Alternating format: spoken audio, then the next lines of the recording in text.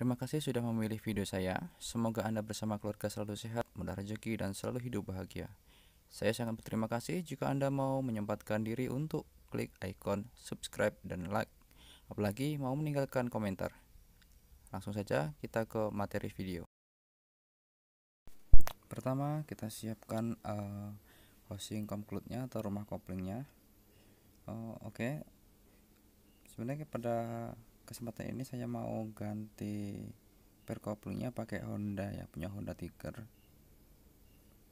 Nah, ini Honda Tiger, perbedaan Honda Tiger atau per kopling Honda Tiger dengan punya orinya KLX.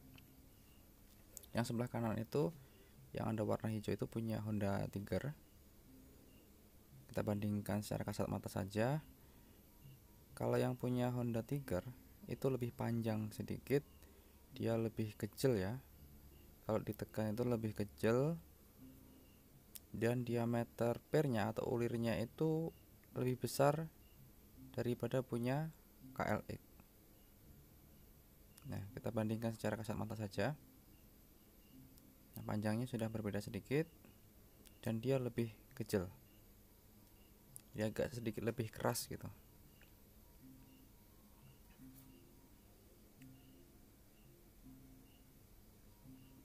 Berikutnya, kampas kopling ini juga bisa pakai punya Tiger, tapi saya ini pakai punya merek Daytona atau brand dari Daytona, peruntukan Tiger gitu. Jadi bisa pakai punya Tiger atau punya jenis GL ya, tapi saya pakai punya Daytona. Berikutnya ini plat kopling. Plat kopling ini saya sengaja berikan bintik-bintik seperti itu ya.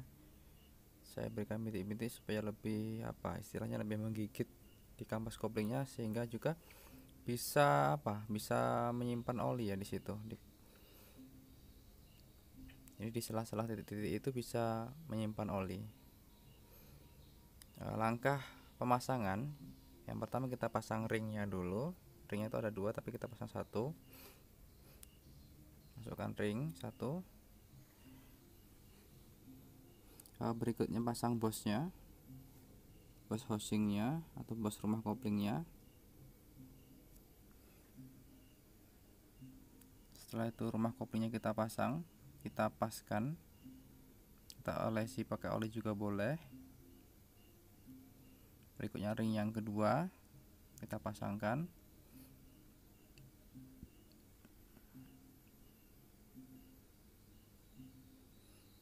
Baik, untuk pemasangan kampas kopling bisa di luar ya, bisa di luar saja dengan secara bergantian atau silih berganti.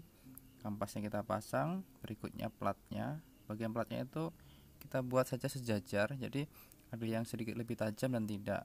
Jadi misalkan kita yang lebih tajam itu di bagian atas ya, kita letakkan di atas semua sampai plat terakhir gitu.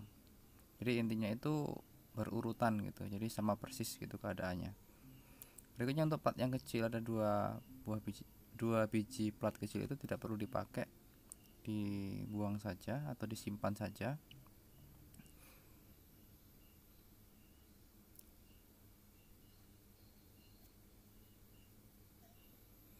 Kita susun pertama kampas koplingnya, plat secara bergantian. Nah, ini plat kopling Daytona ini sudah saya rendam oli ya, sudah saya rendam oli sekitar 24 jam lah. Susun secara bergantian. Nanti di bagian rumah kopling itu ada nok ya, ada noknya, atau di bagian hub klutnya itu dengan housingnya atau di rumah kopling itu ada nok. Jadi nanti dilihat saja ada titiknya, ada noknya. Jadi kalau misalkan noknya itu tidak sejajar, jadi nanti tidak bisa masuk antara hub klutnya itu dengan rumah koplingnya atau dengan housing comnya. Sebenarnya tidak begitu ini ya, yang pasti intinya fokuskan saja supaya dia bisa masuk gitu saja. Nah, ini kan harus sesuai dengan noknya waktu masang ini. Jadi well klutnya ini harus sejajar gitu. Nah, dicari yang sejajar supaya dia masuk gitu. Setelah ini rapi, dipasang rapi, sebenarnya bisa dimasukkan atau dimasukkan terlebih dahulu ke rumah koplingnya, atau mau di rangkai di luar juga bisa. Bagian penutupnya atau holder klutnya itu, holder springnya itu bisa dimasukkan ataupun tidak. Kalau saya ini saya pasang di luar dengan per-pernya gitu, tapi baut pernya tidak saya kencangkan, saya kendorkan saja gitu, tidak saya kencangkan.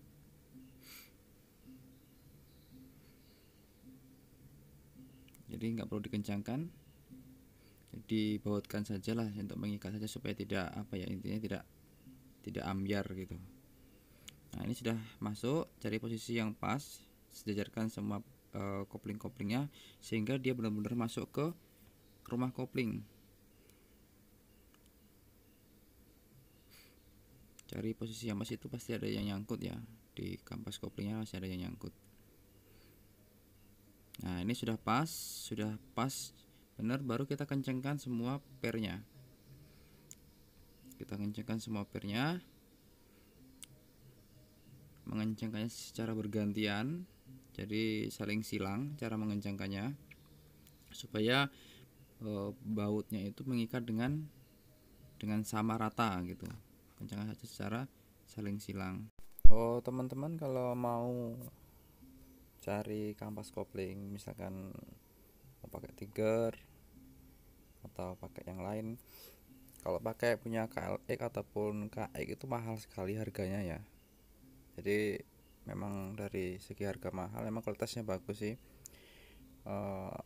Akhirnya saya pilih pakai Daytona gitu, karena saya beli di officialnya Daytona karena terjamin orinya dari Daytona, sehingga saya pilih pakai Daytona.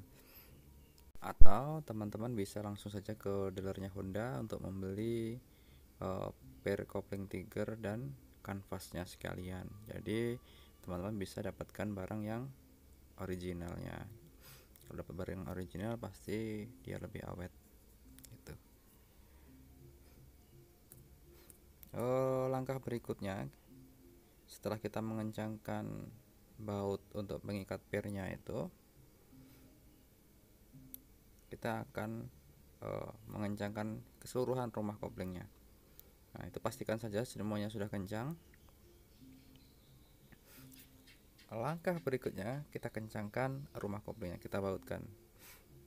Jadi teman-teman, ini mengencangkannya bisa pakai digetok, pakai mata obeng getok, atau pakai impact juga bisa.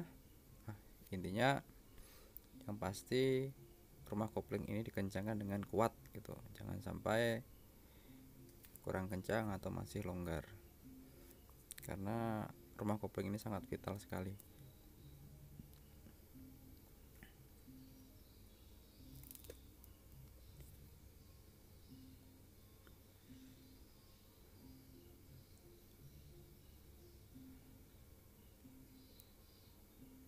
Setelah proses mengencangkan selesai, nanti teman-teman tinggal menutup bak koplingnya ya, tinggal tutup bak koplingnya, selesai prosesnya.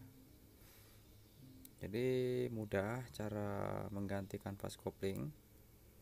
Nah, sebenarnya teman-teman juga bisa sih tidak melepas seluruhnya atau melepas kampasan saja, tapi kemarin saya itu pengen membersihkan sekalian gitu. Jadi saya bersihkan seluruh area mesinnya itu, saya bersihkan sehingga saya lepas total seluruhnya rumah koplingnya itu. Nah, ini saya kencangkan pakai impact. Kalau teman-teman nggak ada impact juga bisa pakai obeng getok ya, digetok saja juga kuat sebenarnya. Nah, selesai, tinggal ditutup bak koplingnya. Sekian video dari saya, semoga bermanfaat.